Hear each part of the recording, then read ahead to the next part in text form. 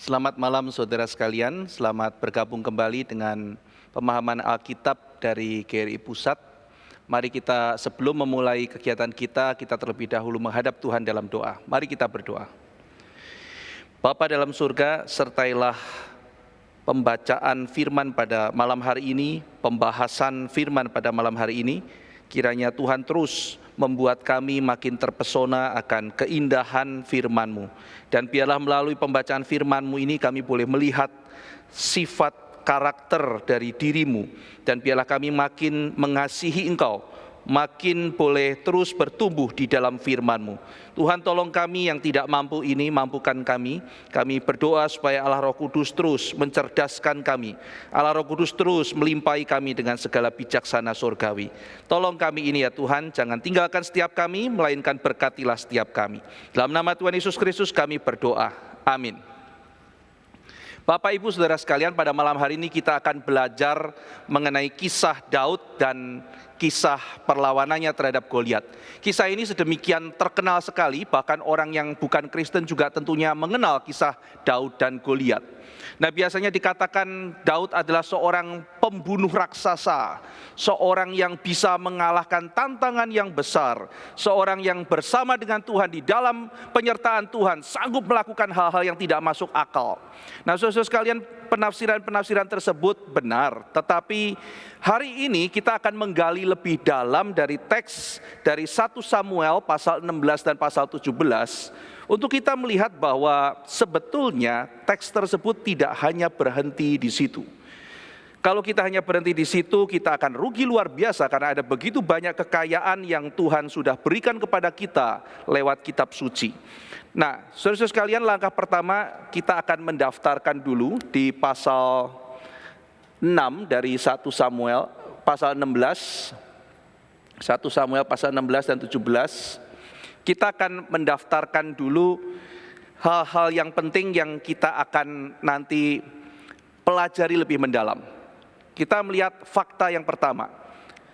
Daud dicatat di dalam kitab 1 Samuel sebagai anak bungsu. Di dalam 1 Samuel pasal 16, ayatnya yang ke-11 dikatakan Daud itu anak bungsu. Dia memiliki kakak yang gagah dikatakan yang namanya Eliab. Saudara, pada waktu Samuel disuruh oleh Tuhan untuk mengangkat salah seorang dari anak Isai menjadi raja, maka masuklah dia ke rumah Isai, lalu kemudian muncullah kakaknya yang pertama yaitu Eliab. Dan takjublah Samuel. Tentu saja yang membuat takjub pasti adalah parasnya, perawakannya. Mungkin Eliab ini seorang yang kekar, seorang yang tampan, seorang yang mungkin dari lihat wajahnya, wah ini pasti potongan seorang raja. Nah, itu membuat Samuel terkesima. Lalu Abinadab, Syama muncul disebutkan dalam kitab suci, tetapi Tuhan mengatakan bukan itu Samuel. Dan ada kalimat yang penting dari Tuhan, sebab manusia melihat muka, tetapi aku adalah Tuhan yang melihat hati.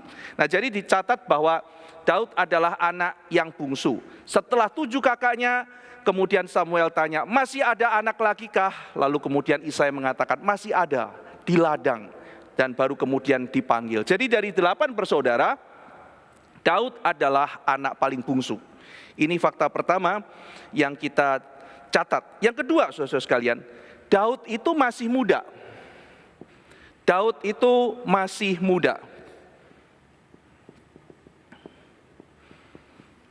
Mungkin 17 tahun atau bahkan mungkin 16 tahun, mungkin 18 tahun, mungkin 19 tahun. Jadi masih relatif masih muda. Jadi seorang yang di bawah umur 20 tahun. Saudara-saudara sekalian, dari mana kesimpulan dia berusia di bawah 20 tahun? Karena kalau saudara membaca kitab Bilangan pasal 1, Bilangan pasal 1 ayat 45, itu adalah mengenai bagaimana seseorang itu pergi berperang. Di dalam kitab Bilangan pasal 1 ayat 45 dikatakan yang berperang adalah laki-laki yang berusia di atas 20 tahun.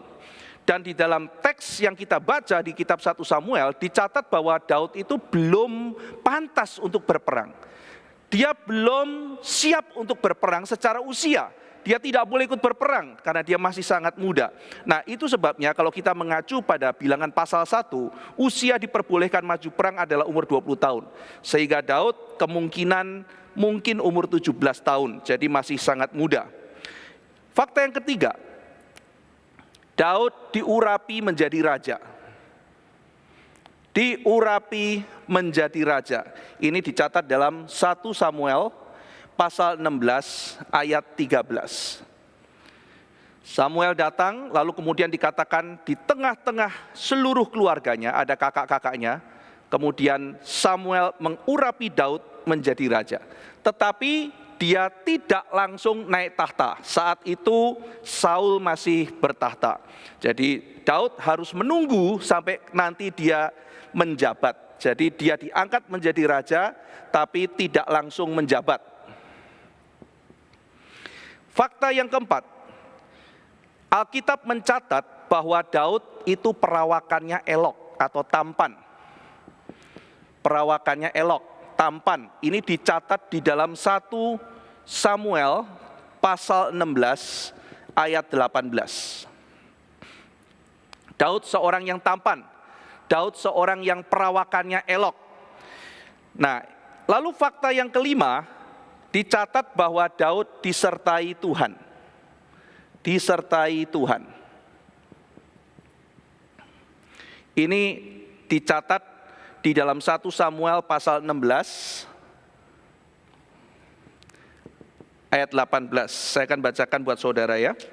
Jadi 1 Samuel pasal 16 ayat 18. Lalu jawab salah seorang hamba itu, katanya, sesungguhnya aku telah melihat salah seorang anak laki-laki Isai orang Bethlehem itu yang pandai main kecapi. Ia seorang pahlawan yang gagah perkasa, seorang prajurit yang pandai bicara. Elok perawakannya, tadi kita sudah catat, dan Tuhan menyertai dia. Jadi elok parasnya, dia tampan, dan kemudian dia disertai oleh Tuhan. Ini fakta yang kelima. Nah, kemudian fakta yang keenam, dikatakan bahwa dia dikasihi oleh Saul. Jadi fakta yang keenam, dikasihi oleh Saul. Nah, saudara-saudara sekalian, memang nanti akhirnya Saul iri hati kepada Daud, lalu kemudian berusaha untuk membunuh. Tetapi di dalam 1 Samuel pasal 16, ayat yang ke-21, masih dicatat bahwa Saul itu mengasihi Daud. Jadi dia begitu sangat suka kepada Daud, lalu kemudian minta Daud ada di dekat dia, dan Daud itu punya tugas yaitu membawakan perlengkapan senjata dari Saul. Jadi pada saat itu ketika berperang, maka Daud itu membawakan senjata-senjata bagi Saul. Maka dengan demikian terlihat bagaimana Saul itu percaya kepada Daud, dikasihi oleh Saul tuannya. Lalu kemudian fakta yang ketujuh, Daud itu seorang gembala. Dikatakan dia menggembalakan domba ayahnya. Menggembalakan domba ayahnya. Ini dicatat dalam 1 Samuel 17 ayat ke-15. Gembala domba. Nah, nanti kakaknya mengatakan bahwa sebetulnya Daud itu dombanya tidak banyak ya. Dikatakan bahwa engkau itu lari ke sini, engkau tidak setia menjaga domba ayahmu yang kira-kira 2-3 ekor itu. Jadi domba yang digembalakan Daud tidak banyak. Tetapi kalau saudara membaca bagaimana Daud itu mempertaruhkan nyawanya, dia itu sedemikian gigihnya di dalam mempertahankan domba-dombanya, maka kita bisa melihat dia adalah seorang yang sangat bertanggung jawab. Tuhan Yesus mengatakan barang siapa setia kepada perkara kecil, Tuhan mempercayakan kepadanya perkara-perkara yang besar. Daud pun meskipun dipercayakan domba yang tidak banyak mungkin oleh ayahnya, tetapi dia menunjukkan kesetiaannya, dia menunjukkan tanggung jawabnya di dalam mengemban tugas meskipun itu sesuatu yang kelihatan kecil. Nah, ini yang ketujuh, menggembalakan domba ayahnya. Kemudian fakta ke-8, kakak-kakak Daud pergi berperang. kakak pergi berperang. Nah, ini dicatat di dalam 1 Samuel 17 ayat 13. Mereka sedang berperang melawan Filistin. Jadi karena peperangan yang sengit dengan Filistin, maka kakak-kakaknya ikut lagi. Nah, saudara-saudara sekalian, sebetulnya Filistin itu sudah diusir keluar oleh Samuel. Dan dikatakan pada zaman Samuel memerintah sebagai hakim, orang Filistin tidak lagi mendekat. Kenapa demikian? Alkitab mencatat karena tangan Tuhan itu melindungi orang Israel. Jadi tangan Tuhan menyertai Samuel sehingga Tuhan membuat Filistin itu takut. Mereka tidak lagi masuk mengganggu. Nah, tetapi di bagian ini kalau nanti saudara membaca pasal yang ke-17, di situ dikatakan orang Filistin mengumpulkan orang-orang itu di Soko, di tanah Yehuda. Berarti mereka sudah berhasil masuk ke dalam tanah Yehuda. Nah, mereka tadinya diusir jauh, mereka tidak kembali, kata Alkitab. Selama Samuel memerintah, mereka tidak kembali. Tapi sekarang ketika Samuel sudah menyerahkan itu kepada Saul, sekarang mereka masuk, mereka menerobos masuk sampai ke sana. Dan Alkitab memberitahu rahasia kepada kita, karena pada zaman Samuel, Tuhan menyertai Samuel, tidak mengizinkan Filistin masuk. Berarti sekarang Tuhan tidak berkenan kepada Saul, maka Tuhan mengizinkan Israel diserang kembali oleh Filistin. Nah, jadi saudara-saudara sekalian, kakak-kakaknya pergi berperang, tetapi Daud karena belum cukup umur, maka belum bisa ikut pergi berperang. Lalu fakta yang ke-9, Daud diutus ayahnya menjumpai kakaknya. Daud diutus. Nah, kita masih terus mendaftarkan ya saudara ya, mendaftarkan fakta-fakta ini. Nanti kita akan melihat, saudara-saudara akan melihat keindahannya. Oh, ternyata nanti fakta-fakta ini akan menunjuk kepada sesuatu yang lebih mendalam. Nah, kita harus sabar, kita terus ikuti apa yang saya jabarkan kepada saudara. Jadi di sini Daud diutus ayahnya menjumpai kakaknya. 1 Samuel 17 ayat 17. 1 Samuel pasal 17 ayat 17. Jadi dicatat di dalam pasal 17 ayat 17, Isai berkata kepada Daud anaknya, ambillah untuk kakak-kakakmu bertih gandum ini, shefa dan roti yang 10 ini, bawalah cepat-cepat ke perkemahan kepada kakak-kakakmu. Jadi Daud diutus oleh papanya, kakak-kakakmu pergi berperang, ayo bawalah makanan ini dan kunjungilah kakak-kakakmu yang ada di sana. Lalu kemudian ayat selanjutnya, ayat 18, dan baiklah sampaikan keju yang 10 ini kepada kepala pasukan 1000, tengoklah apakah kakak-kakakmu selamat. Jadi Daud diutus ke kakak-kakaknya. Lalu kemudian yang ke-10, Daud diutus untuk menengok apakah kakak-kakakmu selamat. Jadi dia diutus untuk membawa kabar dari kakaknya. Apakah kakaknya shalom? Kata yang dipakai adalah shalom. Ya. Kabar kakak, apakah shalom? Coba kamu cari tahu apakah kakakmu dalam keadaan selamat. Kamu saya utus pergi untuk membawa kabar selamat. Kakakmu dalam keadaan selamat. Ya, ini membawa kabar shalom dari kakak-kakaknya.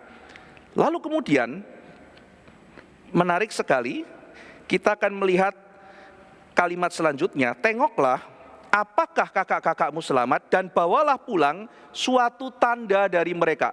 Bawalah pulang suatu tanda. Fakta yang ke-11, diminta membawa tanda. Tanda ini dalam bahasa Ibraninya adalah oref, saudara. Tanda, oref bisa diterjemahkan tanda, oref juga bisa diterjemahkan jaminan. mungkin semacam sesuatu yang bisa dilihat oleh Isai yang menandakan bahwa kakak-kakaknya dalam keadaan shalom, dalam keadaan selamat. Jadi Daud diutus dua hal ya. Kamu pergi, kamu bawa kabar kepada saya mengenai kakakmu. Apakah mereka dalam kondisi shalom? Yang berikutnya, kamu pergi untuk membawa sebuah jaminan. Sehingga saya tahu bahwa kakakmu itu dalam keadaan selamat. Bawalah oref, bawalah jaminan. Lalu kemudian fakta yang ke-12. Ternyata saudara sekalian, Daud tidak disukai kakak-kakaknya. Saudara bisa membaca ketika Daud mengunjungi, lalu kakaknya berkata keras kepada dia. Kakaknya ternyata tidak berkata shalom kepada dia, tidak berkata-kata dengan shalom, tidak berkata-kata dengan damai. Kakak-kakaknya menuduh dia. Saudara bisa membaca di pasal 17 ayat 28. Ketika Eliab kakaknya yang tertua mendengar perkataan Daud kepada orang-orang itu, bangkitlah amarah Eliab kepada Daud sambil berkata, "Mengapa engkau datang? Dan pada siapakah kau tinggalkan kambing domba yang 2-3 ekor itu di padang gurun?" Tadi saya sudah menjelaskan, ternyata domba yang digembalakan oleh Daud itu bukan jumlah yang besar. Mungkin Isai memberi kepercayaan kecil, tanggung jawab yang kecil untuk melatih anaknya, dan ternyata Daud betul-betul sangat bertanggung jawab. Saudara lihat tuduhan Eliab berikutnya, "Aku kenal sifat pemberanimu dan kejahatan hatimu." Nah, ini tuduhan. "Engkau datang kemari dengan maksud melihat pertempuran." Jadi itu tuduhan dia, hatimu tidak tulus, engkau datang ke sini itu hanya untuk senang-senang, mungkin untuk melihat pertempuran, dan engkau itu hatinya jahat. Jadi ternyata kakaknya tidak terlalu suka Daud ya, dan mengucapkan kalimat-kalimat yang tidak peaceful. Tidak mengucapkan kalimat shalom, tetapi mengucapkan kalimat-kalimat yang menuduh. Fakta yang ke-13. Fakta 13 menarik saudara. Daud kapan naik tahta? Daud naik tahta umur 30 tahun. 30 tahun. Nah, nanti selain Daud ada lagi nih orang di dalam perjanjian lama yang dicatat 30 tahun naik tahta ya. Jadi naik tahta pada usia 30 tahun. Saudara nanti bisa membaca di 2 Samuel. 2 Samuel pasal ke-5. Di dalam 2 Samuel pasal yang ke-5 ayat ke-4 dicatat bahwa Daud ketika dia menjadi raja, usianya menarik 30 tahun. Ini fakta yang ke-13. Lalu kemudian fakta yang ke-14. Fakta yang ke-14. Sebelum Daud naik tahta, jadi dari usia mungkin kira-kira 17 tahun. Ya, 17 tahun dia diurapi oleh Samuel, lalu sampai 30 tahun dia naik tahta, maka di dalam 13 tahun itu dia hidupnya penuh penderitaan. Jadi dia menderita dulu, lalu kemudian sampai akhirnya dia dimuliakan pada umur 30 tahun menjadi raja. Oke, nah saudara-saudara sekalian, sekarang saya sudah memberikan kepada saudara 14 scene, 14 adegan, 14 kisah, potongan kisah dari seorang bernama Daud yang sekarang sedang bersiap-siap berperang melawan Goliat. Pertanyaan saya adalah, apakah saudara merasa dejavu dengan 14 ini? Saudara-saudara sekalian, di mana di dalam kitab suci, dalam perjanjian lama, saudara menjumpai 14 potongan adegan ini sekaligus. Bungsu, ya, masih muda, raja, tampan, disertai Tuhan, dikasihi, gembala domba, kakak pergi, diutus, membawa kabar shalom, membawa tanda, tidak disukai kakaknya, 30 tahun memerintah, lalu sebelum memerintah menderita.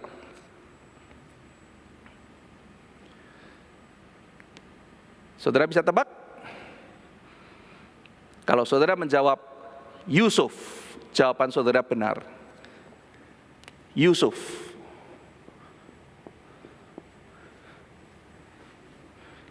Oh mungkin kebetulan, tunggu dulu, kebetulan ini 14 saudara. Coba masukkan ke kisah Elia, tidak akan masuk saudara. Masukkan ke Samuel, tidak masuk. Masukkan ke Yakub, tidak masuk saudara. Yakub tidak pernah menjadi raja. Ya, mari kita lihat sebentar saudara ya. Kita lihat kalau saudara masukkan ke Abraham, nggak akan masuk saudara. Abraham tidak masuk. 30 tahun di mana? Ya. Saudara mau masukkan kemana lagi? Ini cuma kebetulan, bukan Yusuf ini. Mungkin ke Yehuda. Yehuda tidak masuk saudara. Nuh tidak masuk kisahnya. Yuk kita cari yang lain saja. Mungkin nabi-nabi kecil. Bagaimana kalau mungkin kisah mengenai Hosea? Hosea sama sekali tidak masuk. Oh nabi besar, Daniel mungkin, Daniel sama-sama muda. Daniel tidak masuk saudara. Saudara-saudara sekalian, sulit untuk disangkal 14 fakta ini ada pada Yusuf. Yuk kita lihat satu-satu. Bungsu, oke, Yusuf bukan yang paling bungsu. Ada Benyamin. Tetapi nanti kita lihat ya saudara, Yusuf bagaimanapun juga seorang yang paling muda di antara kakak-kakak yang menjual dia. Kita lihat fakta berikutnya, masih muda. Saudara-saudara sekalian, di dalam Kejadian pasal 37 dikatakan saat itu Yusuf usianya 17 tahun. 17 tahun. Dekat dengan usia ketika Daud diurapi. Masih muda. Seorang yang dikisahkan masih muda, Yusuf umur 17 tahun. Lalu kemudian dikatakan saat itu dia diurapi menjadi raja, tetapi tidak langsung. Kita melihat bahwa pada waktu itu Yusuf declare bahwa kakak-kakaknya akan tunduk menyembah dia. Bahkan matahari, bulan, dan bintang akan menyembah dia. Sampai si papanya sendiri marah, kan saudara, dicatat marahlah Yakub. Menurut kamu, aku ini ayahmu itu akan menyembah kamu kah? Gitu ya, ditegur oleh ayahnya. Jadi semacam sesuatu pernyataan bahwa dia akan menjadi raja, tetapi tidak langsung memerintah. Tampan. Yusuf juga dicatat seorang yang elok parasnya, tampan. Nah, saudara-saudara sekalian, yang kita lihat ini kan kesamaan kejadian ya. Kesamaan kejadian. Jadi ternyata bukan cuma kesamaan kejadian, saudara. Ada dua kesamaan. Yang satu adalah kesamaan, jadi yang disebut kesamaan linguistik. Yang kedua adalah kesamaan kejadian. Jadi kejadiannya sama, tapi linguistiknya juga sama. Mungkin kita tidak masuk ke kesamaan linguistik, itu terlalu teknikal, saudara ya. Jadi misalnya ketika kalimat dia menjadi menggembalakan domba. Nah, kata menggembalakan binatang, menggembalakan ternak itu di mana-mana juga ada. Tapi kombinasi yang dipakai Alkitab untuk mengatakan menggembalakan ternak cuma 2 kali, yaitu kejadiannya Yusuf dan kejadiannya Daud. Itu banyak seperti itu, saudara. Jadi kalimat-kalimat yang muncul di Yusuf itu diulang untuk mengisahkan kejadian Daud. Jadi itu nanti ada kesamaan linguistik. Ya. Tampan, kemudian disertai oleh Tuhan. Masih ingat apa yang dipegang oleh Yusuf semuanya berhasil menjadi baik. Itu sebab dikatakan karena dia disertai oleh Tuhan. Dikasihi Saul, Yusuf dikasihi oleh Potifar, Yusuf dikasihi oleh Fir'aun. Menjadi gembala domba ayahnya, Yusuf juga adalah seorang gembala domba. Bahkan kata yang dipakai itu sama. Tadi saya sudah katakan ada kesamaan linguistik. Lalu kemudian kakaknya pergi berperang. Yusuf kakaknya pergi mengembalakan domba. Yakub menebak mungkin ada di Syichem. Kamu coba cari ke sana. Tapi setelah sampai ke Syichem, dicari-cari tidak ketemu. Lalu kemudian ada satu orang. Kemudian Yusuf bertanya pada orang itu, apakah engkau melihat kakak-kakakku? Lalu kemudian orang itu mengatakan ada di daerah Dotan. Maka kemudian menyusul ke sana. Lalu kemudian Daud diutus, Yusuf juga diutus. Nah, saudara, saya coba bacakan ya kesamaan linguistiknya. Kejadian di mana Yusuf diutus oleh Yakub. Saya akan bacakan Kejadian pasal 37.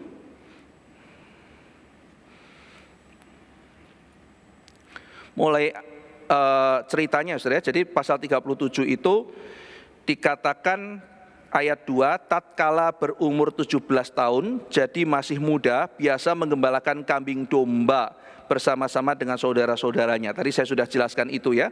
Yusuf umur 17 tahun menggembalakan kambing domba. Lalu kemudian dikatakan ayat 3, Israel yaitu Yakub lebih mengasihi Yusuf dari semua anaknya yang lain. Lalu kemudian di dalam ayat yang keempat, setelah dilihat oleh saudara-saudaranya bahwa ayahnya lebih mengasihi Yusuf dari semua saudaranya, maka bencilah mereka itu kepadanya. Jadi saudara-saudaranya benci kepada Yusuf dan tidak mau menyapanya dengan ramah. Dalam bahasa aslinya, dalam bahasa Ibrani, tidak mau menyapanya dengan shalom. Jadi saudara perhatikan ya, jadi karena kebencian, saudara-saudaranya tidak mau bercakap-cakap dengan ramah atau tidak mau mengucapkan kalimat-kalimat shalom. Ya, kata ramah itu adalah shalom, tidak mau menyapa dengan shalom. Nah, jadi karena tidak mau menyapa dengan shalom, lalu kemudian mungkin Yakub berpikir, alangkah baiknya saya mengutus Yusuf untuk memperhatikan kakaknya, lalu kemudian mereka mungkin bisa menjadi lebih baik relasinya, lalu kemudian mungkin ya saudara ini ya, tidak dicatat dalam kitab suci. Tetapi kemudian kita melihat ayat ke-12, saudara-saudaranya menggembalakan domba di dekat Sikhem. Ayat 13, Israel berkata kepada Yusuf, bukankah saudara-saudaramu menggembalakan kambing domba dekat Sikhem? Marilah engkau kusuruh kepada mereka. Saud Yusuf, ya Bapa. Kata Israel kepadanya, pergilah engkau melihat apakah baik, shalom, kata yang dipakai, keadaan saudara-saudaramu. Perhatikan saudara ya, ada kesamaan linguistik. Isai menyuruh Daud pergi menjumpai kakak-kakaknya Eliab dan Abinadab Syama untuk menanyakan apakah mereka dalam keadaan shalom. Sekarang kita melihat sebelum itu Yusuf juga diutus oleh Yakub untuk pergi menjumpai kakak-kakaknya. Apakah keadaan mereka dalam keadaan shalom? Baik keadaan saudara-saudaramu dan keadaan kambing domba. Dan bawalah kabar tentang itu kepadaku. Maka Yusuf diutus oleh Yakub membawa kabar shalom. Apakah kakak-kakaknya dalam keadaan shalom? Saudara perhatikan, sama. Daud diutus, Yusuf juga diutus. Kabar kakaknya dalam keadaan shalom, maka Yusuf juga diutus untuk menanyakan apakah kabar kakaknya dalam keadaan shalom. Lalu berikutnya, saudara sekalian, kita lompati dulu mengenai Oref ya saudara ya. Yang ke-12, nanti saya akan bahas ini dalam poin selanjutnya karena ini menjadi kunci salah satu untuk memahami. Daud tidak disukai kakaknya, Yusuf juga tidak disukai kakaknya. Kita melihat nanti bahkan Yusuf dijual. Nah saudara, yang menarik adalah kapan Yusuf diangkat sebagai seorang petinggi di Mesir. Saya mengajak saudara membaca Kejadian pasal 41. Kejadian pasal 41 ayat 46. Kejadian pasal 41 ayat 46. Saya akan bacakan buat saudara. Yusuf berumur 30 tahun ketika ia menghadap Fir'aun raja Mesir itu. Maka pergilah Yusuf dari depan Fir'aun, lalu dikelilinginya seluruh tanah Mesir. Yusuf berumur 30 tahun. Jadi ketika dia diangkat, dia menghadap Fir'aun dan sebagainya, itu umur 30 tahun. Jadi ketika diangkat, dia berumur 30 tahun. Dan dia menderita sebelum diangkat. Kesimpulannya tidak bisa tidak. Penulis kitab Samuel ketika menuliskan riwayat Daud, ya, dia melihat, makanya dia mengulang, ada kesamaan linguistik. Dia melihat ada Yusuf di dalam Daud. Ada paralel di dalam kitab suci, kisah Daud dan kisah Yusuf. Ada paralel. Tuhan mau kita melihat paralel itu. Tapi kemudian pertanyaannya adalah, mengapa? Ini pertanyaan yang penting, saudara. Kenapa di dalam kitab suci Tuhan mewahyukan kepada penulis kitab Samuel, ketika dia menulis kisah Daud, di situ kita melihat ada bayang-bayang Yusuf. Sehingga bayang-bayang itu demikian jelas. Saudara ketika baca begitu saja, kadang-kadang kita sering lewat ya. Tapi ketika saudara jejerkan seperti yang tadi saya sudah kerjakan, saudara kan kaget. Iya betul loh, ini 14 ini ya. Ini bukan sesuatu yang kebetulan. Ini sebetulnya masih banyak, tapi saudara kita persingkat waktunya, kira-kira kita ambil 14 ini saja untuk paralelnya. Ya, nanti masih ada lagi kalimat misalnya ketika di depan Saul dan di depan Potifar, itu kalimatnya secara linguistik sama dan sebagainya. Yang terlalu teknikal saya tidak ambil. Tapi saudara, ini sesuatu yang tidak bisa disangkali bahwa ada paralel itu. Tapi pertanyaan berikutnya, kenapa? Apa yang Tuhan ingin kita ketahui? Sebelum dia pergi berperang melawan Goliat, digambarkan Daud ini mempunyai kesamaan dengan Yusuf. Saudara, ketika saya membaca kisah Yusuf pertama kali, itu yang kepikir dari saya, oh Yusuf ini kisah yang memang sangat bagus sekali, sangat indah. Tapi kemudian mulai pikir-pikir, kenapa ya kisah Yusuf itu gak kalah panjang sama kisahnya Abraham loh. Gak kalah panjang dengan kisah bapaknya yang besar itu, yaitu Yakub. Kisah itu sedemikian panjang, saudara, dari pasal 37 loh. Kitab Kejadian terus ke belakang itu sampai 50. Jadi ini satu kisah yang tidak main-main, saudara. Ini sesuatu kisah yang penting. Tapi apa signifikansinya kisah Yusuf? Oh, ini menunjukkan seorang anak muda hidup suci dan sebagainya. Nah, saudara-saudara sekalian, kita sekarang melihat bahwa kisah si Daud yang demikian besar itu sebelum digambarkan pergi melawan Goliat, diparalelkan dengan Yusuf. Nah, sekarang saudara, sebelum kita masuk lebih dalam menjawab kata mengapa, salah satu kunci yang penting adalah kata oref. Saya akan mulai membahas kata oref. Nah, sekarang saya akan hapus dulu papan tulisnya. Ini kita sudah pelan-pelan melihat bahwa ada paralel antara Daud dan Yusuf. Sekarang kita akan menjawab mengapa demikian, dan salah satu kata yang penting adalah oref. Tadi dipasangkan ya, Shalom dan Oref. Daud disuruh untuk menanyakan kabar dari kakak-kakaknya yang ada di medan perang. Lalu kemudian di situ disuruh membawakan jaminan atau membawakan Oref. Sekarang kita masuk di dalam Yusuf dan Daud. Ya, kita akan masuk poin ini, Yusuf dan Daud.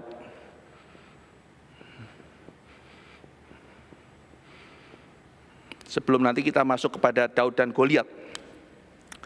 Nah, saudara sekalian, Oref ini muncul di mana? Karena ini kata penting kan? Ini bisa menghubungkan kita dengan kisah Yusuf. Di mana kata Oref ini muncul?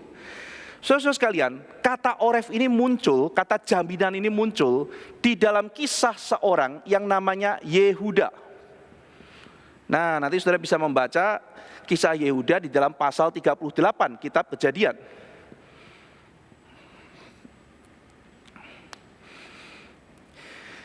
Nah, saudara sekalian, kisah Yehuda ini kan seringkali digambarkan sebagai kisah yang mengganjal. Ini kisah yang mengganjal. Kisah yang mengganjal. Saudara kalau membaca Alkitab dari pasal 37, itu kan ceritanya Yusuf kan. Oh, Yusuf itu menggembala, disuruh papanya, lalu kemudian dijual. Nah, habis itu kan nantinya pasal-pasal selanjutnya bicara sampai ke Mesir, ke rumah Potifar, kemudian difitnah, kemudian masuk penjara, dan sebagainya, dan sebagainya, dan sebagainya. Itu kan kisah Yusuf terus, saudara. Tapi ketika masuk pasal 38, setelah Yusuf dijual, tiba-tiba masuk cerita apa, saudara? Yehuda dan Tamar. Kisahnya adalah kisah sesuatu yang menyedihkan lagi. Jadi seolah-olah pembaca tuh, ini buat apa? Ini kenapa ditaruh di sini kisah ini? Ini kisah tuh mengganjal sekali. Ceritanya juga bukan cerita yang nice gitu ya. Mengenai seorang yang bernama Yehuda yang digoda oleh menantunya sendiri, yaitu Tamar. Ganjel gitu, kenapa ya ada kisah itu? Nah saudara, tetapi kisah Yehuda ini yang mengganjal dalam kisah Yusuf itu bukan satu-satunya. Kalau kita melihat ada kisah mengganjal lain lagi, itu adalah kisah Abraham diganjal oleh kisah Lot, saudara. Cerita Abraham, tiba-tiba ada cerita Lot gitu. Nah, khususnya kisah Lot dan kisah Yehuda itu mengganjal dalam hal apa, saudara? Lot ini digoda oleh anaknya sendiri. Jadi ini adalah kisah mengenai seduction, mengenai godaan.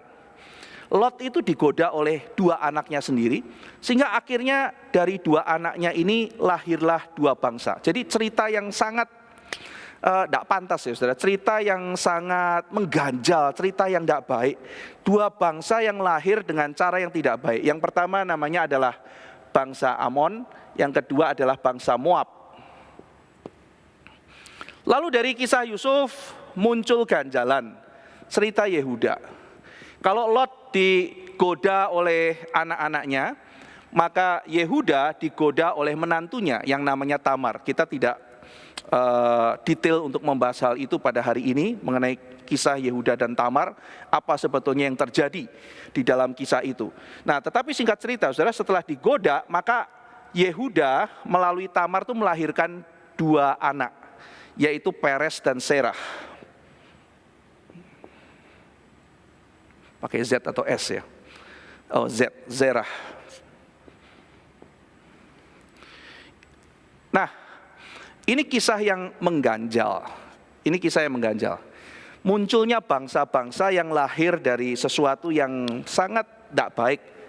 Amon, Moab, Peres, Serah.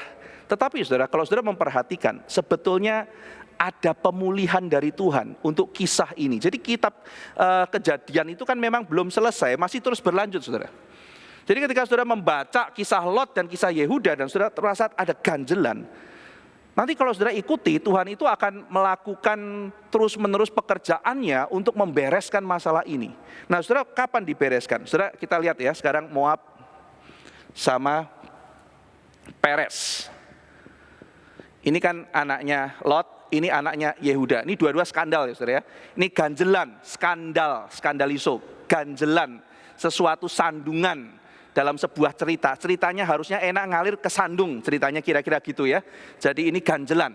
Nah, ganjelan ini bagaimana membereskannya? Saudara, Moab keturunannya Lot, Peres keturunannya Yehuda. Nantinya Moab itu akan melahirkan seorang namanya Rut. Peres, saudara baca Rut pasal 4, nanti akan melahirkan Boas. Nah, jadi sudah lihat begini jelas ya nanti ya. Jadi Rut dan Boas menikah, punya anak namanya Obed. Obed punya anak namanya adalah Isai. Isai punya anak namanya adalah Daud. Kesini saudara akhirnya. Kisah skandal ini saudara, nanti diselesaikan oleh Tuhan. Tuhan terus membawa ini ya kepada orang Moab yang baik. Pertama ini dimulai dengan sesuatu yang begitu buruk, tetapi akhirnya Tuhan munculkan Rut yang baik, Boas yang baik, melahirkan Obed, melahirkan Isai, nanti melahirkan Daud. Jadi nanti masuk ke dalam kisah Daud. Nah, sekarang kita masuk lagi ya saudara. Jadi ini saya perlihatkan sedikit mengenai Yehuda.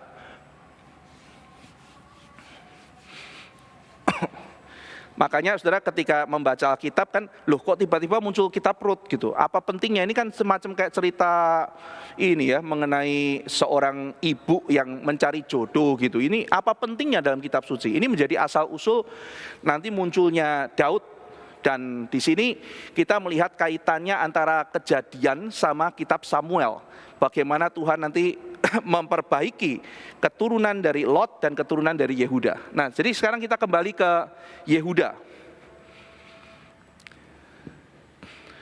Yehuda pada waktu dia pulang dari Mesir, saudara masih ingat di situ Simeon itu ditawan oleh Yusuf.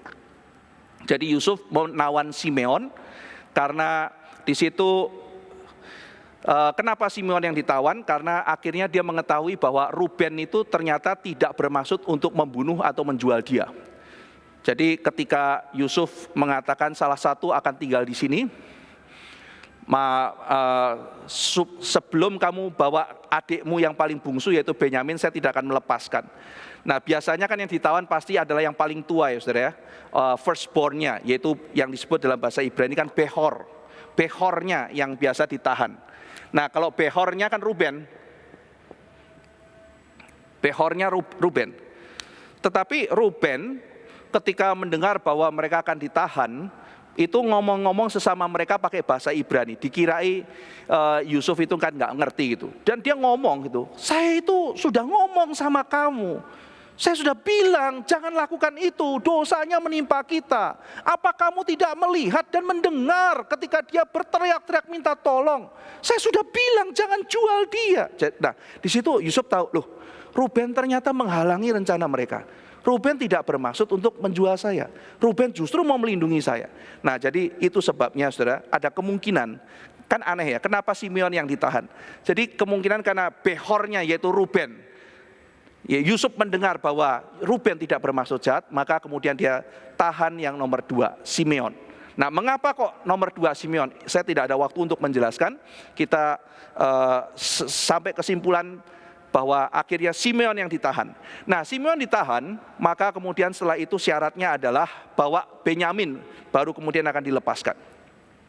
Saudara, memang Yakub itu betul-betul ya pilih kasihnya itu agak kebangetan ya. Sampai pulang itu ya, dia benar-benar tidak mau kasih Benyamin. Tanda kutip, berarti dia biarkan Simeon itu di sana. Nah kalau Simeon mati bagaimana gitu? Jadi dia setengahnya anak-anak Lea ini ya, saudara, Ruben, Simeon, Lewi, Yehuda ini mungkin juga dalam hatinya kesel gitu. Ini papa ini betul-betul ya, sampai tidak mau berikan Benyamin gitu. Simeon ada di sana. Nah, tetapi saudara, ada sesuatu hal yang indah dalam hati Yehuda. Yehuda itu berkata kepada Yakub, dia bersedia menjadi oref. Dia bersedia menjadi jaminan, saudara.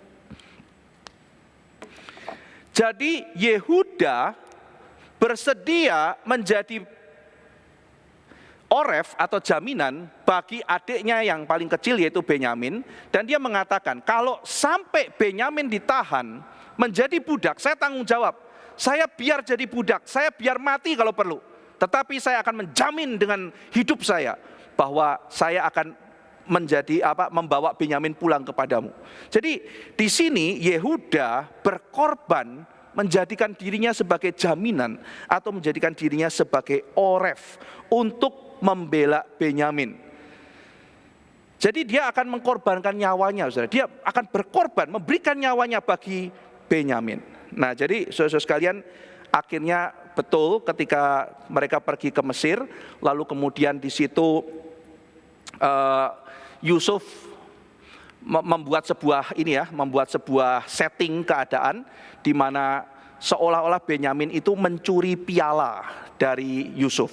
Maka kemudian di situ Yusuf mengatakan, kalau begitu ini Benyamin ini harus tinggal di sini. Maka di situ muncullah Yehuda membela habis-habisan. Sehingga akhirnya saudara-saudara sekalian, Yusuf pun gak tahan melihat pengorbanan kakaknya. Akhirnya dia pun menangis dan membuka identitasnya. Akulah itu, kamu jangan takut, aku tidak akan mencelakai kalian. Nah saudara-saudara sekalian, akhirnya kemudian Yakub bersama dengan seluruh anaknya diboyong oleh Yusuf pergi ke tanah Mesir gitu ya. Dan kemudian akhirnya nanti sebelum Yakub meninggal, Yakub itu memberikan nubuatan kepada anak-anaknya yang akan datang. Nah jadi kita akan melihat pasal 49 saudara, itu adalah nubuatan dari Yakub terhadap anak-anaknya. Nah anak-anak Yakub ini kan kalau digambarkan dalam kitab Kejadian kan diberi nama berdasarkan persaingan mama-mamanya ya. Jadi Lea dan Rahel itu kan bersaing. Lalu Lea dan Rahel memberi nama anaknya dalam konteks persaingan itu. Sangat tidak baik saudara. Ruben itu dikatakan Tuhan melihat, Ra'ah, melihat. Jadi Lea mengatakan, Tuhan tuh melihat sengsaraku, aku tuh tidak dicintai sama suamiku, maka Tuhan melihat sengsaraku, maka melahirkan Ruben. Saudara, jadi bagi Lea, Ruben itu lahir untuk membalaskan dendam kepada Rahel. Ya tentu saja Tuhan memberikan Ruben mempunyai rencana yang lebih besar dari sekedar menyakiti hati Rahel tentu saja, tetapi sayang sekali Lea terjebak dalam hal sempit itu. Ruben itu Tuhan melihat, Simeon itu Tuhan mendengar sengsaraku. Lewi itu doanya dia supaya dengan demikian suamiku itu makin erat, makin attach, melekat kepada saya. Itu Lewi, doanya dia supaya suaminya makin melekat. Nah kemudian ketika Yehuda, dia sedang memuji Tuhan. Terpujilah Tuhan karena memberikan anak ini lagi. Jadi Yehuda itu artinya praise, pujian. Nah, sekarang dengan melihat arti nama Yehuda, sekarang kita perhatikan pasal 49, nubuatan Yakub tentang Yehuda. Kita lihat ayat ke-8. Yehuda, engkau akan dipuji oleh saudara-saudaramu. Yehuda, engkau akan dipuji. Kata dipuji itu juga dari kata Yehuda, saudara. Yehuda kan dipuji. Jadi ini permainan kata kalau di dalam bahasa aslinya. Yehuda, engkau akan dipuji karena arti nama Yehuda itu dipuji oleh saudara-saudaramu. Tanganmu, ini juga permainan kata. Yehuda, Yahda, ya, tangan itu Yada, ya, Yad.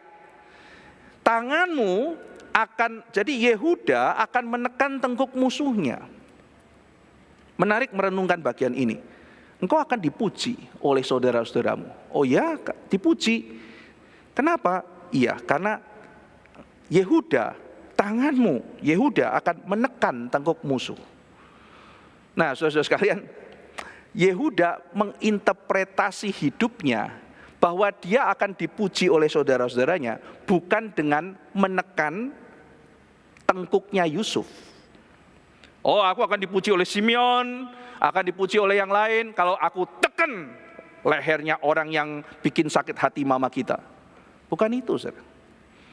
Malah dia memberikan nyawanya bagi salah seorang anak Rahel yang dia juga tidak tahu apakah dia itu memang betul pencuri piala apa tidak. Saudara bisa bayangkan perasaan Yehuda, oh ternyata ya saya sudah berikan nyawa kok kamu berani mencuri piala. Dia tidak tahu. Apakah dia bisa percaya ketika Benyamin mengatakan saya tidak mencurinya? Kita tidak tahu, saudara. Tapi yang pasti adalah Yehuda memberikan dirinya untuk menjadi jaminan, menjadi oref bagi Benyamin. Engkau akan dipuji oleh saudara-saudaramu. Tanganmu akan menekan tengkuk musuhmu, dan itu bukan Yusuf. Yehuda menyadari hal itu. Kepadamu akan sujud anak-anak ayahmu. Yehuda adalah seperti anak singa, menerkam. Kau naik ke suatu tempat yang tinggi, ia meniarap, berbaring seperti singa jantan. Ayat 10, tongkat kerajaan tidak akan beranjak dari Yehuda, ataupun lambang pemerintahan dari antara kakinya. Sampai dia datang yang berhak atasnya, maka kepadanya akan takluk bangsa-bangsa. Yakub menubuatkan keturunan Yehuda akan jadi raja. Siapa dia, saudara? Siapa dia? Siapa dia? Siapa keturunan Yehuda yang jadi raja? Daud. Nah, sekarang saudara semua menjadi jelas. Kenapa kembali lagi ke kitab Kejadian? Kenapa penulis Samuel menyadari kesamaannya antara Daud dengan Yusuf? Iya, saudara-saudara sekalian. Di dalam kisah Yusuf, bahkan ketika masuk kepada kisah Yehuda mengenai Oref, Yehuda menjadi jaminan bagi Benyamin. Dan setelah itu kita melihat bagaimana Yakub menubuatkan bagi Yehuda salah seorang keturunannya akan menjadi raja. Dan sekarang kejadian itu sudah tiba, yaitu Daud sudah diurapi menjadi raja. Jadi saudara-saudara sekalian, ketika kita melihat kisah mengenai Daud bertempur melawan Goliat dan sebagainya, kita melihat memang itu kita bisa bicara mengenai keberanian, mengenai seorang yang bersandar pada Tuhan, yang masuk dalam peperangan Tuhan. Bersama dengan Tuhan kita mengalahkan musuh-musuh yang besar. Itu benar, saudara. Tetapi ada hal lain yang kita perlu pelajari, yaitu bahwa kisah Daud adalah sebuah kisah yang sudah dinubuatkan, sudah diatur oleh Tuhan, sudah menjadi dalam rencana Tuhan. Dan Daud menyadari hal itu, penulis Samuel menyadari hal itu. Ini saatnya nubuatan itu digenapi. Mereka menantikan, saudara sekalian, suatu hari Tuhan menggenapkan janji pada Abraham. Tuhan berjanji, aku akan menjadikan kau bangsa yang besar. Sudah, mereka sudah jadi bangsa yang besar. Tuhan menubuatkan mereka akan mendapatkan tanah. Sudah. Dan yang ketiga, engkau akan punya raja. dalam kitab Ulangan. Engkau akan punya raja. Dan Yakub pernah berkata, raja itu adalah dari keturunan Yehuda. Nah, sekarang saudara sekalian, sekarang hal itu digenapi. Mereka menantikan saudara, seorang raja seperti Yusuf, seorang pemerintah seperti Yusuf, tapi yang lebih besar dari Yusuf. Seorang yang mirip Yusuf, yang baiknya mirip Yusuf, tetapi lebih besar dari Yusuf. Yusuf itu membebaskan umatnya, menyelamatkan umatnya dari kelaparan, memelihara sebuah bangsa. Yusuf itu pemerintahannya bukan penuh dendam, penuh dengan angkara murka, tetapi Yusuf memerintah dengan penuh kedamaian dan pengampunan. Dia tidak membalas dendam sedikit pun pada kakak-kakaknya. Yusuf mengampuni kakak-kakaknya. Maka sebuah pemerintahan yang penuh dengan kasih, yang penuh dengan pengampunan, yang penuh dengan kebebasan. Dan saudara sekalian nanti akan melihat hal itu diwujudkan oleh Daud. Diwujudkan oleh Daud. Daud tidak membalas dendam. Dia tidak pernah membenci Saul. Bahkan ketika ada kesempatan membunuh, dia tidak pernah membunuh Saul. Dia memperlakukan keturunan Saul dengan sangat baik. Dia memelihara anak dari Yonatan dengan baik. Nah saudara sekalian, sesuatu hal yang sangat indah. Menantikan yang lebih besar dari Yusuf. Seperti Yusuf, tetapi lebih besar dari Yusuf. Dan nanti saudara, bangsa Israel menantikan raja yang seperti Daud, tetapi yang lebih besar dari Daud. Nantinya menjadi pengharapan akan Tuhan Yesus Kristus. Nah, saudara sekalian, jadi kita sudah melihat sampai di sini bagaimana penantian orang-orang akan seseorang yang seperti Yusuf, tetapi yang lebih besar dari Yusuf. Seorang yang memerintah dengan penuh kedamaian, dengan membawa kebebasan bagi umatnya, dan pemerintahan yang penuh dengan pengampunan sebagai seorang yang membawa kedamaian. Nah, saudara sekalian, kita kemudian setelah melihat hal-hal tersebut, di mana Yehuda menjadi Oref. Nah, sekarang ada sesuatu yang mungkin spekulasi, tetapi menarik untuk dipikirkan. Saya selalu memikirkan begini, dari mana ya kira-kira Daud itu dapat confident bahwa dia yang diutus oleh Tuhan untuk berperang melawan Goliat? Dari mana dia dapat confident itu? Nah, saudara sekalian, kalau saya pikir ya, saya renungkan setelah melihat semuanya itu, saudara akan melihat pertama kali Daud itu diurapi, lalu kemudian dia pergi. Nah, di situ dia sudah sadar, ini nubuatan Tuhan terhadap Yakub itu sekarang sudah digenapi. Karena Yakub pernah mengatakan Yehuda akan menjadi raja. Sekarang saya suku Yehuda, saya diurapi menjadi raja. Nah, itu terjadi. Lalu kemudian dalam peristiwa perenungan ini, kemudian ayahnya utus dia, pergilah bawa shalom. Lalu kemudian Oref, kata Oref muncul. Lalu kemudian ketika Daud pergi, mungkin dia memikirkan Oref. Lalu kemudian ketika melihat Goliat, mungkin di situ roh Tuhan bekerja, membuat Daud menyadari sesuatu. Sebagaimana Yehuda, dia menjadi raja karena Yakub melihat keindahan hati Yehuda. Dia berani mengorbankan dirinya menjadi Oref bagi anak Rahel yang namanya adalah Benyamin.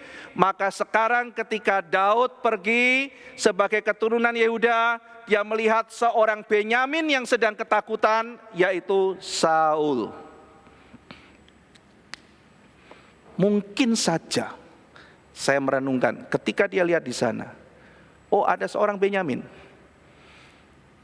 seorang bernama Saul, dan sebagaimana nenek moyangku menjadi Oref, memberikan dirinya sebagai jaminan, maka sekarang aku juga memberikan diriku, aku maju berperang, aku akan menghadapi musuh Tuhan itu.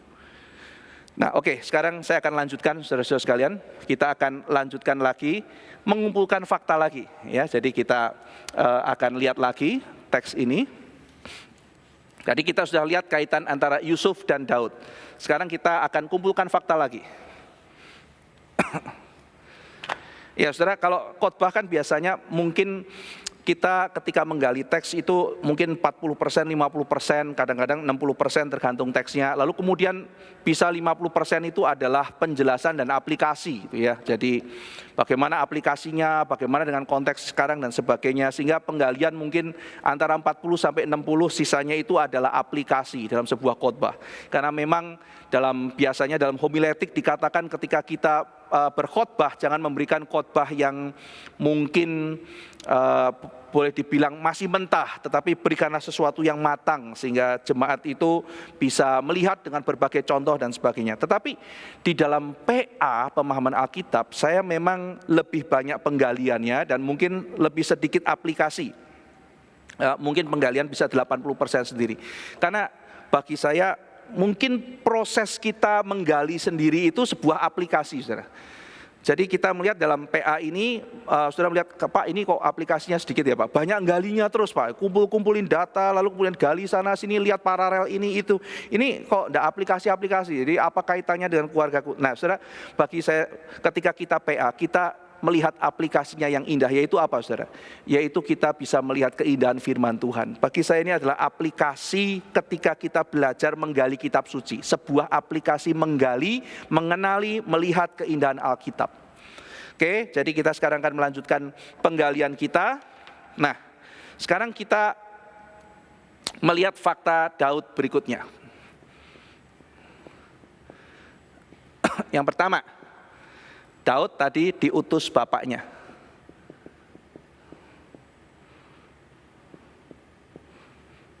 Dua, Daud diutus membawa kabar shalom dari saudaranya.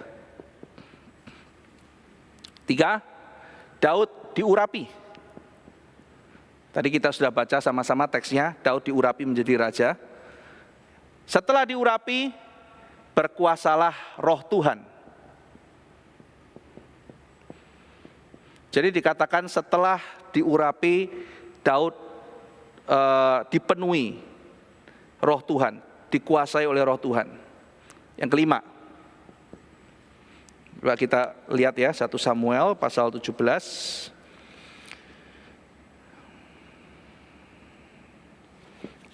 Satu Samuel pasal 17.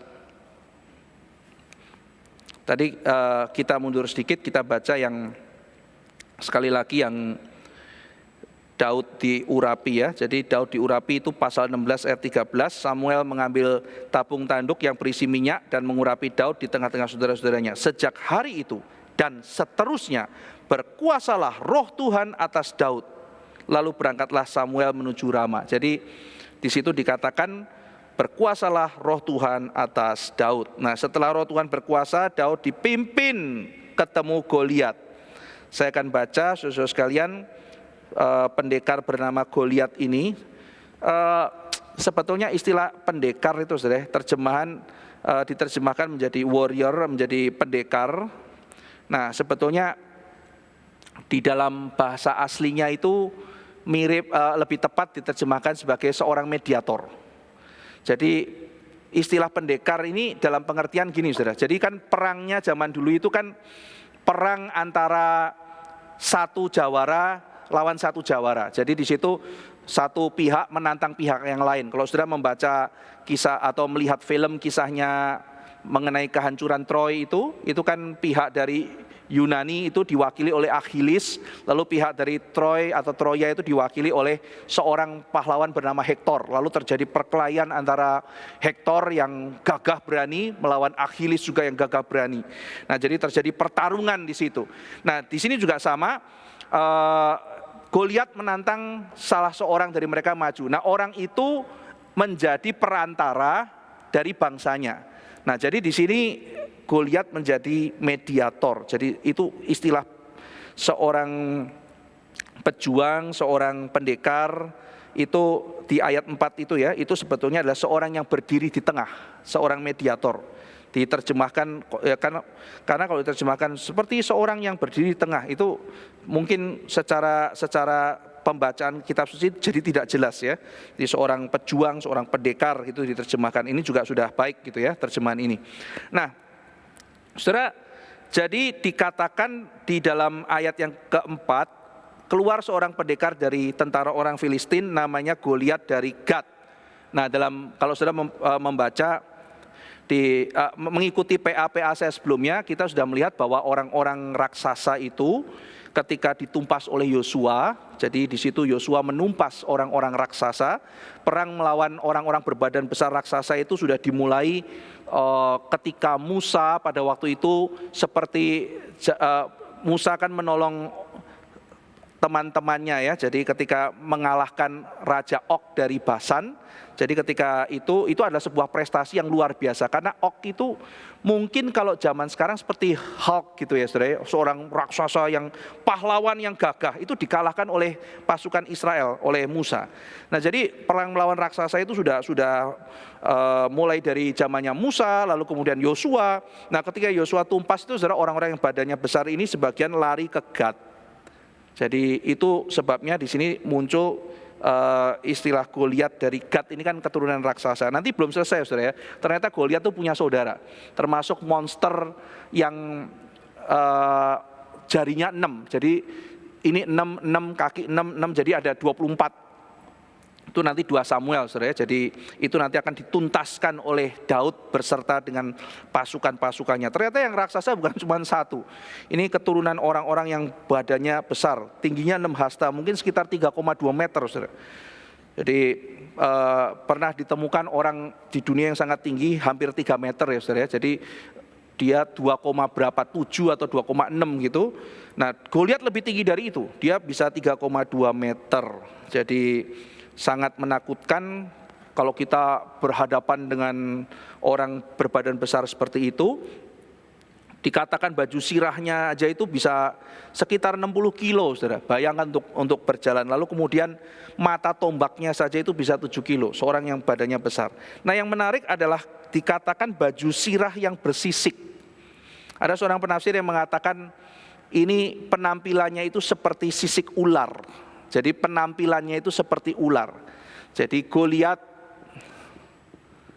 yang berbusana seperti ular. Sisik itu adalah menunjukkan seperti ular. Nah, lalu kemudian 1 Samuel pasal 17 ayat 16, di situ Goliat menantang orang Israel itu 40 hari, 40 malam. Wah, udahlah, saudara udah langsung ketemu ini ya.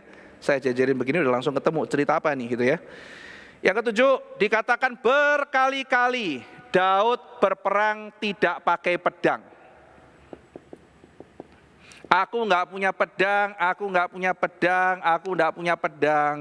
Daud memenggal pedang Goliat, kepala Goliat itu pakai pedangnya Goliat, bukan pedangnya dia. Dikatakan senjata kamu tuh pedang tombak lembing, senjata aku bukan itu. Dia bukan orang yang berperang dengan menggunakan pedang berkali-kali. Nah, saudara nanti lihat sendiri ya, siapa yang berperang menggunakan pedang, tidak pakai pedang. Dan ketika ada pedang dikatakan sarungkan pedangmu, karena bukan itu caranya. Yang kedelapan, dia memenggal kepala si orang berbusana ular itu, memenggal Goliat. Ya, nggak usah dikasih tahu lagi, saudara sudah langsung tahu, saya percaya 40 hari 40 malam apa. Jadi kisah Daud menunjuk menjadi foreshadowing Kristus, menunjukkan foreshadowing Kristus. Nah, jadi saudara-saudara sekalian, kita melihat ya, di dalam satu kisah 2 pasal saja kita melihat paralel yang sangat indah. Ini yang saya jumpai dalam kitab suci, tetapi seringkali saya tidak menjumpainya dalam teks-teks klasik. Misalnya ketika membaca Plato, membaca Aristoteles, bahkan membaca buku-buku dari Agustinus. Membaca klasik itu memang menarik, saudara, membutuhkan kesungguhan, ketelitian. Kita harus melihat banyak komentari pada zaman itu untuk mendapatkan maknanya. Ketika saudara misalnya membaca teks-teks Plato gitu ya, kemudian Sokrates mengatakan, aku bersumpah demi anjing. Waduh, bingung kita, kok sumpah demi anjing? Apa itu interpretasinya? Oh, ada yang interpretasi itu demi Anubis ya, itu dewa anjingnya orang Mesir, ada apa. Jadi kita kadang-kadang perlu teliti untuk membaca teks-teks klasik. Tetapi saya tidak menemukan paralelisme yang indah, kesatuan, keindahan, kedalaman makna seperti ketika kita membaca kitab suci. Ya, nah, jadi saudara, ketika kita melihat ini, kisah Daud itu menggambarkan kemenangan Kristus. Jadi ketika Daud berhadapan dengan Goliat di situ ketika dia menantang 40 hari 40 malam, ketika si ular itu menantang, akhirnya Daud yang maju, lalu kemudian Daud mempunyai kemenangan total, menghancurkan kepala si ular. Kena kepalanya, batunya mati, lalu kepalanya dipenggal. Saudara, jadi cerita ini mau bicara bagaimana kita menghadapi musuh yang kuat, yang besar. Tetapi Kristus sudah menang, sehingga kita ikut di dalam kemenangan Kristus itu. Ini peperangannya Tuhan, dan kita ikut di dalam peperangannya Tuhan. Jadi mengenai Daud, foreshadowing Christ, itu sudah dicatat sendiri dalam kitab suci. Di dalam Injil, Tuhan Yesus sendiri bicara mengenai bagaimana relasinya dia dengan Daud. Ya, nah, tadi kan kita sudah bicara, saudara, mengenai Yusuf. Lalu kemudian Daud. Sekarang Kristus. Daud dan Yusuf berkaitan. Yusuf foreshadowing Daud. Kita sudah lihat jelas. Daud foreshadowing Kristus. Kita sudah lihat kaitannya. Tapi kemudian kita mulai pikir lebih lanjut. Dari kisah Daud lawan Goliat ini, apa kaitan Kristus dengan Yusuf? Ya kan? Kisah mengenai Daud melawan Goliat, kita melihat di sini ada paralelisme ke belakang dan ke depan. Bagaimana ada kaitan dengan Yusuf, lalu ada kaitan dengan Kristus. Lalu kemudian kita mulai pikirkan, Yusuf dan Daud berkaitan, Daud dan Kristus berkaitan. Adakah bukti tekstual bahwa Yusuf juga menggambarkan Kristus? Mengenai Yusuf menggambarkan Daud kita sudah pelajari. Sampai ke kesamaan-kesamaan linguistik juga ada. Dan saudara bisa cari ya, banyak sekali jurnal-jurnal menulis kesamaan-kesamaan linguistik antara Yusuf dengan Daud. Itu sudah banyak yang mulai gali, mulai pelajari, mulai tulis mengenai kesamaan-kesamaan itu. Nah, tetapi sekarang pertanyaannya adalah, bagaimana antara Kristus dengan Yusuf? Oh iya dong, ini kan Yusuf foreshadowing Daud. Berarti kan dengan demikian Yusuf menggambarkan Kristus juga. Oke, itu bisa diambil kesimpulan demikian. Tapi apakah ada bukti teksnya? Apakah teks Alkitab mengatakan begitu? Nah, saudara sekalian, kita sekarang lihat Kisah Rasul pasal 7, khotbahnya Stefanus. Kisah Rasul pasal 7. Saudara, kalau membaca khotbahnya Stefanus, kan Stefanus dituduh ya. Stefanus itu dituduh dengan tuduhan yang sangat serius oleh para ahli kitab suci, oleh ahli Taurat ini ya. Kalau tuduhannya itu di pasal 6 ayat 8. Di situ dijelaskan tuduhan mereka gitu ya.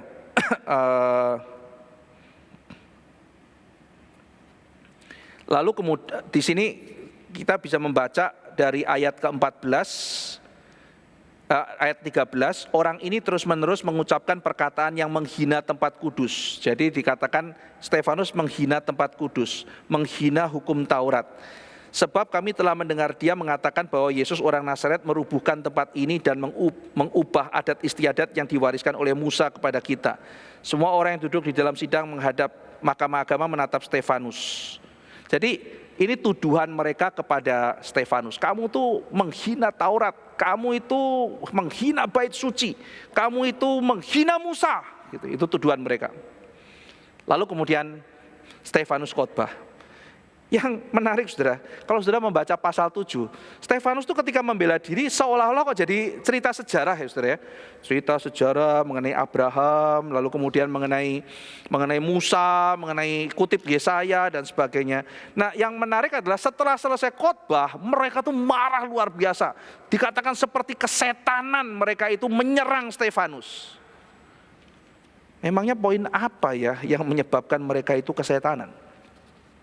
Poin apa yang membuat mereka itu sedemikian marahnya? Tentu saja khotbah Stefanus pasti bukan sekedar kuliah sejarah, mereka semua ahli-ahli, saudara. Mereka mempelajari dengan sangat detail. Kalau saudara membaca Misna, membaca Midrash itu ya, wah luar biasa, detailnya luar biasa. Tetapi khotbah Stefanus ini satu khotbah yang sangat segar ya, sangat menusuk dan sangat segar, saudara. Kenapa? Karena apa poin daripada khotbah Stefanus? Poinnya begini, saudara. Jadi kalau kita melihat pasal 7 ayat 9, karena iri hati, bapak-bapak leluhur kita menjual Yusuf di tanah Mesir, tetapi Allah menyertai dia. Sekali lagi, karena iri hati, bapak-bapak leluhur kita menjual Yusuf ke tanah Mesir, tetapi Allah menyertai dia. Nanti ketika bicara Musa sama, bapak-bapak leluhur kita berontak terhadap Musa, memperlakukan dia dengan tidak baik, mau membunuh Musa.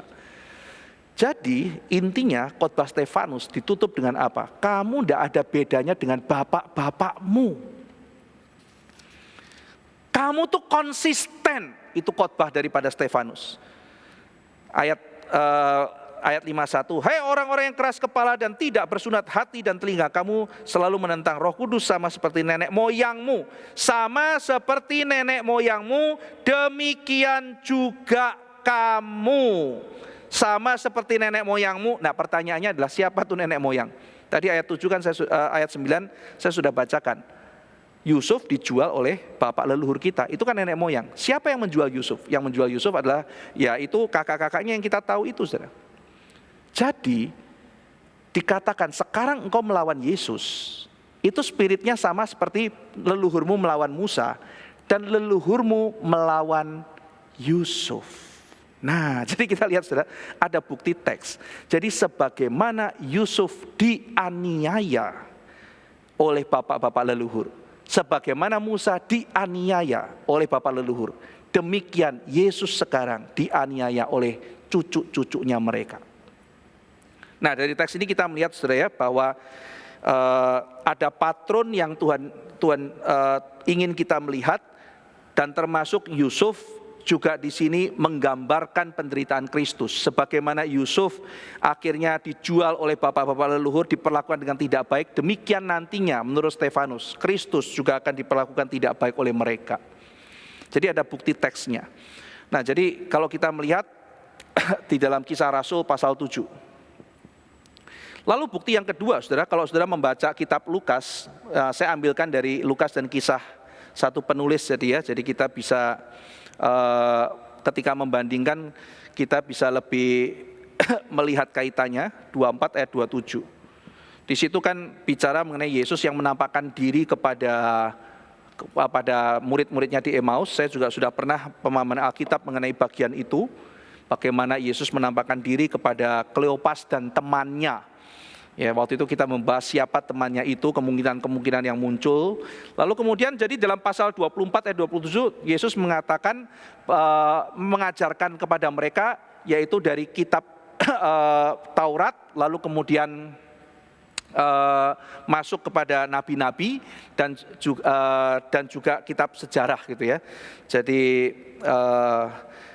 seluruh kitab suci pada waktu itu dilihat, dan dia menunjukkan Kristus yang ada di sana. Jadi Kristus yang ada dalam tulisan Musa, Kristus yang ada dalam tulisan sejarah, Kristus yang ada di dalam tulisan para nabi. Jadi di situ kita melihat bahwa Kristus juga diberitakan di dalam tulisan-tulisan Musa, termasuk di dalam bagian kisah Yusuf.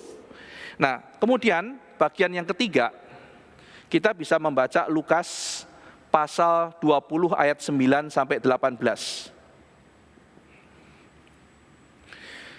Lukas pasal 20 ayat 9 sampai 18. Nah, di dalam bagian ini ketika kita membaca, kita akan menjumpai perumpamaan di mana ada pemilik kebun anggur, lalu kemudian mengutus utusannya, tetapi utusannya itu diperlakukan tidak baik, dipukuli, balik utus lagi, dipukuli lagi. Lalu dikirimkanlah anaknya yang tunggal. Apa yang terjadi, saudara? Anak yang tunggal dibunuh. Ya, anak yang tunggal dibunuh, dan kata mari kita bunuh dia itu mengingatkan kita akan gaya bahasa yang dipakai oleh kakak-kakak Yusuf ketika merencanakan yang jahat kepada dia. Nah, jadi Tuhan Yesus mau mengatakan Tuhan itu mengirim banyak utusan, tetapi diperlakukan dengan tidak baik. Nah, ini menjadi patron. Sebagaimana nanti Tuhan mengirim utusannya diperlakukan tidak baik, demikian Kristus diperlakukan tidak baik. Jadi kalau kita melihat kaitan ini, khotbah Stefanus itu sebetulnya adalah detailing daripada khotbah yang sudah disampaikan oleh Tuhan Yesus. Tuhan Yesus sudah mengajarkan di Lukas pasal 20, lalu kemudian Stefanus mendengar, mungkin dia menyerap, dia menggumulkan, lalu kemudian dia melihat sejarah dan dia berkhotbah di Kisah Rasul pasal 7 menjadi sebuah khotbah yang makin mendetail, menggambarkan, tetapi prinsipnya sudah dikhotbahkan oleh Tuhan Yesus. Nah, jadi saudara-saudara sekalian, dari tiga hal ini kita bisa mengambil kesimpulan bahwa Yusuf juga adalah menggambarkan mengenai Kristus yang nantinya akan menderita. Jadi ini yang kita pelajari dari kisah Daud dan perlawanannya terhadap Goliat. Satu bagian kisah yang kita sudah sering dengar, satu kisah yang kita dengar dari anak-anak yang sangat inspiratif sekali, menguatkan iman kita, membuat kita menjadi beriman, berani dan sebagainya. Tetapi kita hari ini melihat dari perspektif yang lebih mendalam. Kita melihat bagaimana penggenapan daripada janji Tuhan, nubuatan mengenai akan adanya raja, dan kemudian juga sekaligus menggenapkan apa yang akan datang, yang akan digenapi oleh Kristus. Kiranya pemahaman Alkitab hari ini boleh makin memperlengkapi hati kita untuk melihat kemuliaan Tuhan, keindahan Tuhan, dan keagungan Tuhan yang sudah difirmankan kepada kita. Mari kita berdoa. Bapa dalam surga, kami bersyukur kami pada hari ini membahas mengenai Daud melawan Goliat, dan kami melihat keindahan firman-Mu, bagaimana Engkau telah berjanji dan Engkau telah menepati janji-Mu memberikan raja bagi Israel. Sebagaimana orang Israel pernah mendapatkan Yusuf, maka mereka mendapatkan Daud yang seperti Yusuf tetapi lebih besar daripada Daud. Tetapi ya Tuhan, kalau orang Israel juga pernah mendapatkan raja sebaik Daud, maka Engkau juga memberikan kepada umat manusia, kepada kaum pilihan-Mu, seorang raja yang seperti Daud, tetapi jauh lebih besar daripada Daud, yaitu Yesus Kristus menjadi Tuhan dan Raja kami, yang telah menang mengalahkan iblis di dalam peperangannya, bukan dengan pedang, bukan dengan tombak, bukan dengan lembing, tetapi ini adalah peperangan dari Tuhan. Dan Tuhan, kami bersama-sama juga boleh merasakan kemenangan bersama dengan Engkau. Kami bersyukur dan berterima kasih karena Tuhan yang telah memberikan kemenangan itu kepada kami. Kuatkanlah iman kami ya Tuhan, dan kami menyadari bahwa kami bukan berperang untuk menang, tetapi karena kami sudah mendapat kemenangan di dalam Engkau, maka kami dipanggil untuk setia dalam peperangan yang Tuhan sediakan bagi kami. Terima kasih ya Tuhan, dalam nama Tuhan Yesus Kristus kami berdoa. Amin.